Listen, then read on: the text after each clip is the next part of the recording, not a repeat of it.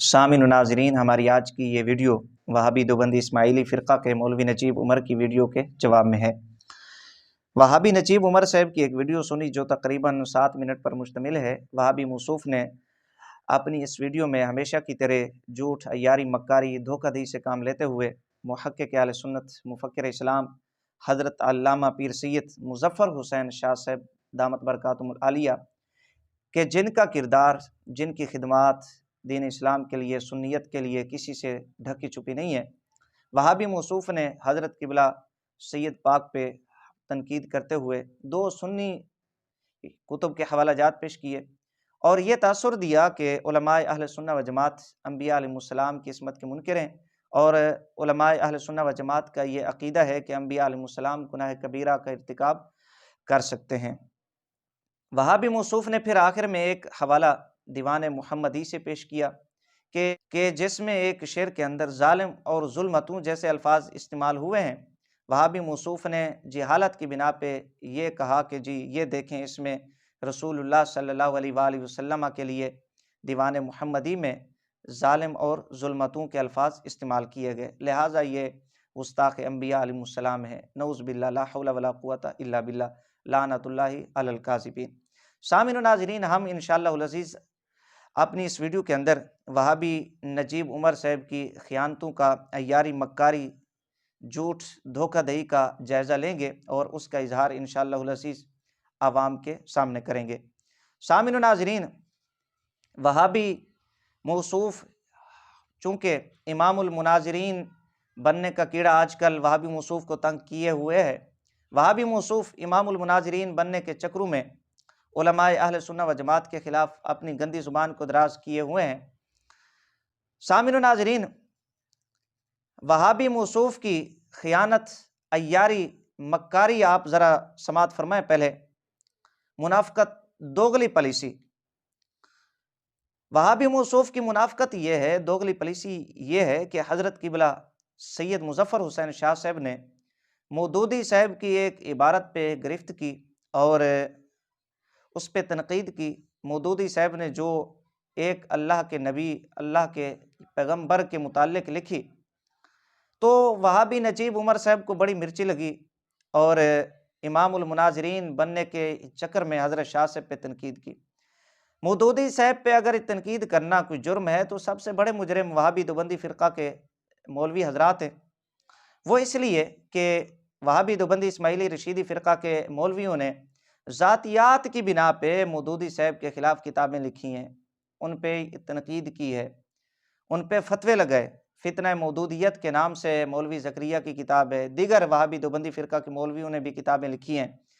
इसी तरह हैरान होंगे आप कि वहाबी देवबंदी फ़िरक़ा के फ़क़ीह असर मुफ्ती रशीद अहमद लुधियानवी ने अपने फ़तवा में यह लिखा कि मौदूदी साहब की जो तफ़सीर है या किताबें हैं मौदूदी साहब की, उनकी तिजारत करना दुरुस्त नहीं है, जायज़ नहीं है। यहाँ तक मौदूदी साहब के ख़िलाफ़ लिखा। अफ़सोस ये है कि अगर कोई सुन्नी उलमा में से कोई आलिम अगर मौदूदी की काबिल गिरफ़्त इबारतों पे तनकीद करे तो वो मुजरिम बन जाता है इनके नज़दीक और वो इनकी गंदी ज़ुबान का निशाना बन जाता है। अगर वहाबी देवबंदी फ़िरक़ा के मौलवी हज़रात की तनकीद करें तो वो क्यों नहीं मुजरिम बनते। ये थी वहाबी नजीब उमर की दोगली पॉलिसी, मुनाफ़क़त। इसी तरह वहाबी मौसूफ़ ने जो हवालाजात पेश किए, एक जाल हक़ का हवाला पेश किया, दूसरा हमारी किताब है सुन्नियों की तहफ़्फ़ुज़ अक़ायद अहले सुन्नत, ये 2 हवालाजात पेश किए। जो हवाला हज़रत मुफ़स्सिर कुरान हकीमुल उम्मत मुफ्ती अहमद यार खान साहब नईमी रहमतुल्लाह ताला अलैह का पेश किया, उसमें इस्मत अंबिया अलैहिस्सलाम की गुफ्तगू करते हुए हज़रत मुफ्ती साहब रहमतुल्लाह ताला अलैह ये फरमाते हैं कि हाँ, निस्यानन ख़तान सरज़द हो सकते हैं मगर उस पर कायम नहीं रहते। ये गलती का जिक्र करते हुए फरमाते हैं निस्यानन ख़तान सरज़द हो सकते हैं मगर उस पर कायम नहीं रहते। ये पूरा जुमला था, यानी उस पर कायम नहीं रहते, अल्लाह ताला उनकी तवज्जो दिला देता है उस पर, वो उस पर कायम फिर नहीं रहते। वहाबी नजीब साहब ने ख़यानत करते हुए, झूठ बोलते हुए, अय्यारी मक्कारी से काम लेते हुए मगर उस पर कायम नहीं रहते कि अल्फाज नहीं पढ़े। वो इसलिए कि इसकी ख़यानत, इसकी دھوکہ دہی لوگوں پہ ظاہر ہو جانا تھی۔ جو دوسری کتاب ہے تحفظ عقائد اہل سنت، وہابی موصوف نے اس کا بھی حوالہ پیش کیا۔ مجھے بڑی حیرانگی ہے کہ وہابی موصوف کو ایک جانب امام المناظرین بننے کا شوق ہے، امام المناظرین بننے کا کیڑا وہابی موصوف کو تنگ کیے ہوئے ہے، لیکن دوسری جانب وہابی موصوف کی علمی حالت، علمی حیثیت یہ ہے کہ ایک اردو کی آسان سی عبارت نہیں سمجھ سکتے، نہ پڑھ سکتے ہیں۔ اس کتاب کے اندر عبارت یوں ہے کہ ہاں نسیانن خطا سرزد ہو سکتی ہے، ہاں نسیانن خطا سرزد ہو سکتی ہے۔ وہابی موصوف نے پیچھے چونکہ گناہ کا لفظ دیکھ لیا تو یہاں عبارت یوں پڑھ دی، ہاں نسیانن خطان سرزد ہو سکتی ہے۔ صرف اشارہ کروں گا وہابی موصوف کی علمیت، علمی حیثیت ظاہر کرنے کے لیے، جو اردو سمجھنے والے حضرات ہیں، کہ وہابی نجیب صاحب جھوٹ بولتے ہیں۔ کوئی اس جملے کو اگر یوں کہے کہ وہابی نجیب صاحب جھوٹ بولتی ہے، یہ بڑی عجیب بات ہوگی۔ پیچھے گناہ کا ذکر ہے، کبھی ایسا آپ نے سنا ہے کہ گناہ ہو سکتی ہے؟ یہ ہے وہابی موصوف کی علمی حیثیت۔ یہاں پر صرف اشارہ کر دیا میں نے، وہابی موصوف تو سمجھ گئے ہوں گے، عوام جو اردو سمجھنے والے ہیں وہ سمجھ لیں اس بات کو کہ موصوف کی علمی حالت، علمی حیثیت کیا ہے کہ ایک اردو کی عبارت بھی ٹھیک طرح نہیں پڑھ سکتے۔ اور پھر مزے کی بات یہ ہے کہ یہاں پر بھی یہ لفظ ہے مگر اس پر قائم نہیں رہتے، جو وہابی موصوف نے یہاں پر بھی نہیں پڑھے۔ یہ تھی خیانت، جھوٹ، دھوکہ دہی وہابی موصوف کی۔ اس کے بعد وہابی موصوف نے ایک اور جھوٹ یہاں پر بولا، میں اس کو دماغی کمزوری کہوں گا وہابی موصوف کی، کہ جب مفتی احمد یار خان صاحب نعیمی رحمۃ اللہ تعالی علیہ، جو مفسر قرآن ہیں، حکیم الامت ہیں، بہت بڑی علمی شخصیت ہیں، ان کا حوالہ پیش کیا تو وہابی موصوف نے حوالہ پیش کرنے کے بعد یہ تبصرہ کیا کہ اللہ تعالیٰ کے بارے میں ان کا یہ عقیدہ اور نظریہ ہے۔ بھئی اللہ تعالیٰ کے بارے میں بات کہاں ہو رہی ہے؟ وہابی موصوف کے دماغ کے ساتھ ساتھ، ان کی نگاہ کے ساتھ ساتھ ان کی زبان بھی کام نہیں کرتی۔ جس طرح وہابی موصوف کا دماغ خراب ہے، نگاہ خراب ہے، اسی طرح وہابی موصوف کی زبان بھی ان کے کنٹرول میں نہیں ہے۔ دماغ میں ہوتا کچھ اور ہے، زبان کچھ اور بولتی ہے، اور وہابی موصوف کچھ اور پڑھتے ہیں، نظروں سے کچھ اور دیکھتے ہیں۔ یہ ہیں وہابی دیوبندی اسماعیلی فرقہ کے امام المناظرین نجیب صاحب، یہ ان کی علمی اوقات ہے، یہ ان کی علمی حالت ہے۔ اس کے بعد یہ جاننا ضروری ہے کہ عصمت انبیاء علیہ السلام کا منکر وہابی دیوبندی اسماعیلی رشیدی فرقہ ہے یا علماء اہل سنت و جماعت ہیں، یہ فیصلہ آپ نے کرنا ہے۔ یہاں پر صرف ایک حوالہ میں پیش کرتا ہوں، وگرنہ میرے پاس وہابی دیوبندی فرقہ کے مولویوں کی ایک لمبی فہرست ہے کہ جہاں انہوں نے انبیاء علیہ السلام کو گمراہ لکھا، ان کو نافرمان لکھا، نعوذ باللہ ثم نعوذ باللہ حضرت سیدنا موسیٰ علیہ السلام کو چور لکھا انہوں نے۔ جی وہابی دیوبندی کتب کے اندر یہ موجود ہے۔ یہاں پر چونکہ یہ وقت نہیں ہے، صرف ایک کتاب کا حوالہ پیش کرنا چاہتا ہوں جس سے آپ کو معلوم ہو جائے گا کہ عصمت انبیاء علیہ السلام کے ڈاکو، عصمت انبیاء علیہ السلام کے منکر وہابی دیوبندی اسماعیلی فرقہ ہے، سنی علماء نہیں ہے۔ یہ میرے پاس محمود الفتاوی ہے، فتاوی سہولیہ بھی اس کو کہا جاتا ہے، مفتی محمد سہول عثمانی، یہ خلیفہ اور شاگرد ہیں جو وہابی دیوبندی رشیدی فرقہ کے بانی اور سربراہ تھے مولوی رشید احمد گنگوہی ان کے، اور یہ دارالعلوم دیوبند کے مفتی بھی رہے ہیں۔ صفحہ نمبر اس کتاب کا 586، ایک سوال کے جواب میں لکھتے ہیں، انبیاء علیہ السلام سے قبل وحی آنے کے اہل سنت والجماعت کے نزدیک کبھی نادر گناہ کبیرہ کا صادر ہونا جائز ہے۔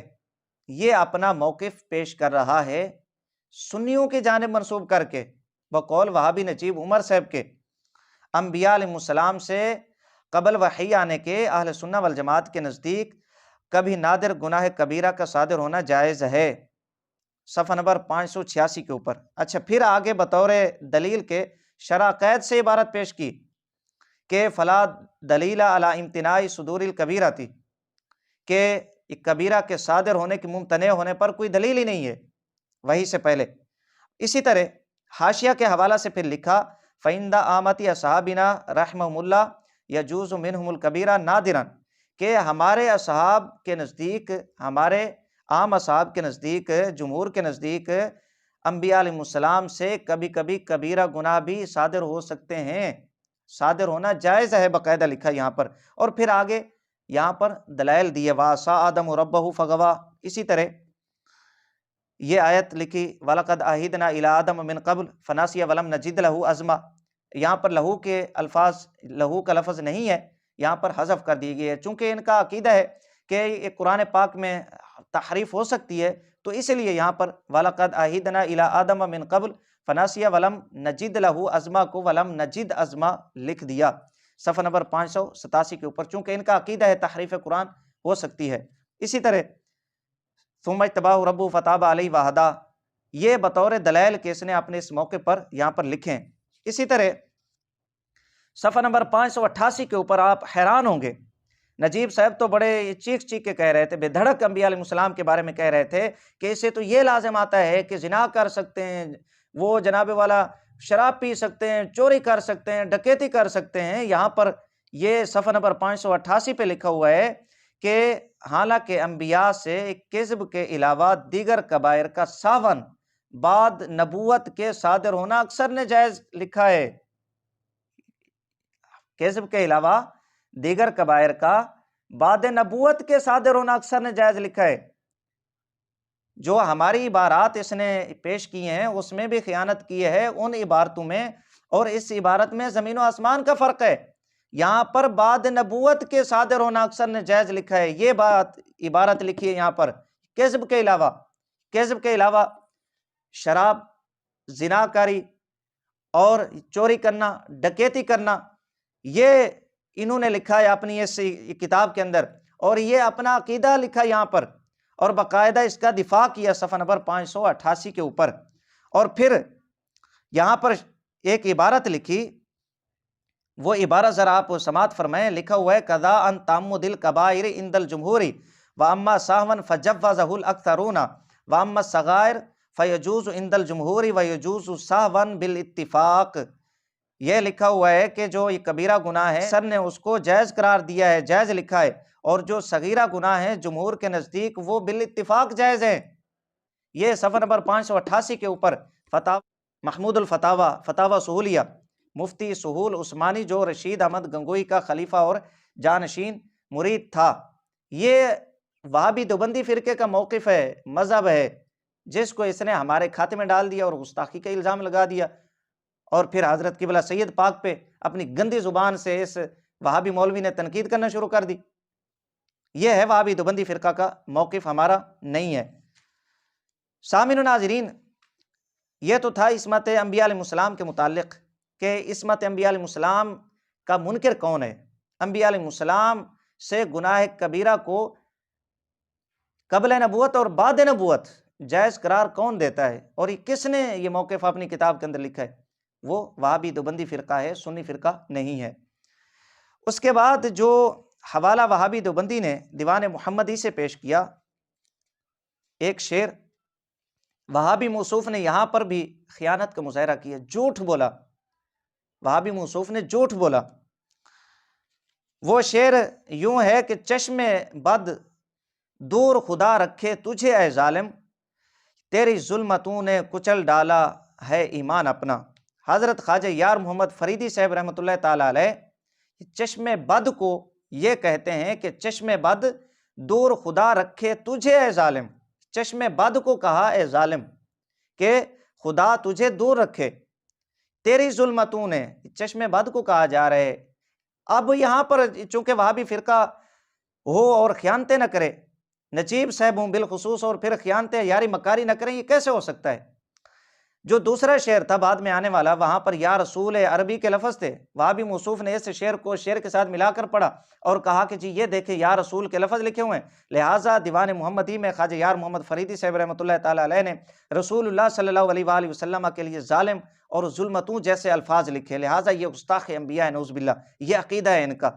حالانکہ اس بدبخت کو اتنا پتہ نہیں ہے کہ اس شعر کے اندر کسی نبی کی جانب، کسی شخصیت کے متعلق، نبی تو دور کی بات ہے، کسی ولی کی طرف، کسی بندے کی طرف نسبت نہیں کی گئی، بلکہ چشم بد کے متعلق کہا ظالم اور ظلمت۔ پھر سنیں آپ شعری، توجہ کریں اس پہ، غور سے سنیں ذرا۔